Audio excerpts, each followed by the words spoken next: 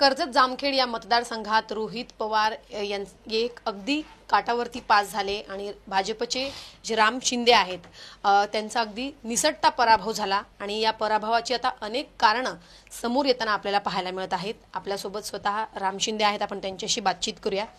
दादांची clip खरं तर viral होतीये। त्या क्लिपमध्ये ते रोहित पवार यांना आपल्याला ऐकायला मिळतं, ते सांगतात की जर माझी सभा तुझ्या मतदारसंघात झाली असती तर काय झालं असतं, आणि त्यानंतर तुम्ही नाराजी व्यक्त केलेली आहे। काय सांगाल, नक्की काय घडलं तुमच्या मतदारसंघात? अजितदादांनी आज स्वर्गीय यशवंतराव चव्हाण यांच्या स्मृतीस्थळावरती जे बोलले त्या संदर्भात मला निवडणुकीपूर्वीच माहिती होती। त्यांचा जो कौटुंबिक करार झाला की अजितदादांनी कर्जत जामखेडमध्ये लक्ष द्यायचं नाही आणि रोहित पवारांनी बारामतीमध्ये लक्ष द्यायचं नाही, हा जो करार झाला आणि या दोघांच्या मध्ये जी माझ्या विरोधात कट कारस्थान रचलं गेलं त्याची आज स्वर्गीय यशवंतराव चव्हाण यांच्या स्मृतीस्थळावरती भेट झाल्यानंतर परिचिती आली। मला अजून खात्रीला एक माहिती आहे की हा तो करार झालाच निवडणूक लागण्यापूर्वी, पण ज्या दिवशी निवडणूक आमदार रोहित पवार जिंकले माझ्या विरोधात त्याच दिवशी मध्यरात्री अजितदादाचं जाऊन दर्शन देखील घेतलं, ही माझी खात्रीलायक माहिती आहे, पण ती समोर आलेली नाही। आणि म्हणूनसाठी अशा पद्धतीचं जे काही चित्र निर्माण केलेलं आहे की अजितदादांनी एक मोठे नेते आहेत, एक महायुतीत घटक पक्षाचे नेते आहेत आणि त्यांनी अशा पद्धतीचं वक्तव्य करणं माझ्यासारख्या एका छोट्या माणसाला, मी चौथी निवडणूक लढवतोय, छोट्या माणसाला पाडण्यासाठी एवढं मोठं कट कारस्थान रचून जर अशी कॉन्स्पिरन्सी केली जात असेल तर हे दुर्दैव आहे। आणि महायुतीला किंवा महायुतीचा धर्म पाळायचा जर नेत्यांनीच नाही तर मग दुसऱ्यांनी काय करावं, असा या निमित्ताने प्रश्नचिन्ह निर्माण होतं। तुम्ही म्हणालात की तुम्हाला निवडणुकीपूर्वी हे सगळं माहिती होतं, जे कटकारस्थान तुमच्या विरोधात रचलं जात आहे, मग तुम्ही उघडपणे किंवा तुमच्या वरिष्ठांकडे याबाबतची तुम्ही तक्रार दिली होती का की महायुती धर्म पाळला जात नाहीये? मला वाटतं मी चौथ्यांदा निवडणूक लढवतोय, त्याच्यामुळं अशा गोष्टी घडत असतात, असे चर्चा येत असतात, परंतु शेवटी डोळ्यांनी बघणं आणि कानाने ऐकणं याच्यामध्ये फरक असतो। ज्यावेळेस आज सगळ्या मीडियामध्ये अजितदादांनी स्वतःहून कबुली दिली, याचा अर्थ मी जे ऐकत होतो ते सगळं खरं होतं आणि म्हणूनसाठी अशा पद्धतीचं जे त्यांनी चित्र निर्माण केलं तर हे गैर होतं, हे चुकीचं होतं आणि म्हणून त्यांनी जी कबुली दिली त्याच्यानंतरच मी बोललेलो आहे। शेवटी राजकारणामध्ये ह्या सगळ्या गोष्टी होत असतात आणि म्हणूनसाठी अशा पद्धतीचं त्यांनी जे कट कारस्थान रचलं आणि जो कौटुंबिक करार निभावला, मला वाटतं की पवार घराण्यामध्ये उभी फूट झाली आणि दोन पक्ष झाले, त्याच्यावरतीच शंका आता निर्माण होते आहे।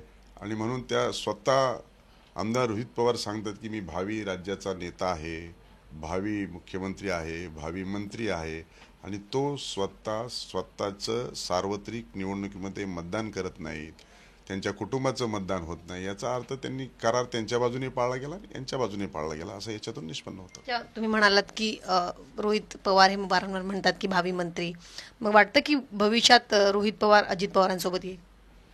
ते आता त्यांचा विषय आहे। एकही सभा तुमच्या मतदारसंघामध्ये पार पडली नाही, अजित पवारांची सभा तुमच्या मतदारसंघात व्हावी यासाठी तुम्ही संपर्क साधला होता का? त्यांच्यापर्यंत तुम्ही तुमची मागणी पोहोचवली होती का? अजितदादांच्या संदर्भामध्ये मी स्वतः देखील त्यांना पाठपुरावा केला, पक्षाकडे देखील सांगितलं, आमचे वरिष्ठ दिल्लीचे नेते देखील होते आणि त्यांना देखील या संदर्भामध्ये सांगितलं होतं, परंतु त्यांच्याकडून प्रतिसाद मिळाला नाही, ते देखील मी दुर्लक्ष केलं। त्याचं कारण असं होतं की प्रतिसाद मिळत नाही, ते देखील त्यांच्या पक्षाचे वरिष्ठ नेते आहेत, राज्याचे उपमुख्यमंत्री आहेत, अनेक ठिकाणी त्यांना सभांची मागणी येत असेल आणि म्हणून दिली नसेल। परंतु आज ज्यावेळेस ते त्या स्मृतीस्थळासमोर सांगितलं की मी जर आलो असतो तर तुझं काय झालं असतं, आणि माझा अतिशय कमी फरकाने पराजय झाला 1243 मताने, याचा अर्थ हे पूर्वनियोजित कट होता आणि तो त्याची 100% अंमलबजावणी झाली आणि माझा पराजय झाला। किती वेळा तुम्ही सांगितलं की या आमच्या मतदारसंघात? मला वाटतं की 7 तारखेलाच मी त्या संदर्भामध्ये मागणी केली होती त्यांच्याकडे, अनेक वेळा पाठपुरावा केला त्यांच्याकडून, परंतु प्रतिसाद मिळाला नाही। हा मेसेज आहे, आदरणीय दादा नमस्कार, 227 कर्जत जामखेड जिल्हा अहिल्यानगर मतदारसंघ निवडणुकीसाठी आपली प्रचार सभा तारीख मिळावी ही विनंती, आमदार प्राध्यापक राम शिंदे, हा मेसेज आहे। हा ऑक्टोबर 7 तारखेचा थेट अजितदादांना मेसेज आहे। मला त्यांनी नंबर दिला होता, हा एकदम त्यांचा प्रायव्हेट नंबर आहे त्याच्यामुळे त्याच्यावरही कळवलं होतं, PA ला कळवलं होतं, त्यांच्या जवळच्या माणसांनाही कळवलं होतं, परंतु प्रतिसाद मिळाला नाही. मी हे पक्षाच्याही कानावर घातलं. शेवटी राजकारणामध्ये कानावर घालणं आणि त्याच्यातून मार्ग काढणं हाच मार्ग येतो, परंतु असं सार्वजनिक ठिकाणी स्वतःच केलेल्या कट कारस्थानाची कबुली वरिष्ठ नेत्यांनी देणं हे बाब महायुतीचा धर्म पाळण्याच्या संदर्भामध्ये दुर्दैव आहे. माझ्यासारख्या एका छोट्या माणसाच्या विरोधात एवढ्या मोठ्या प्रमाणात कट कारस्थान रचून मला अतिशय थोड्या फरकाने पराभवाला सामोरं जावं लागलं.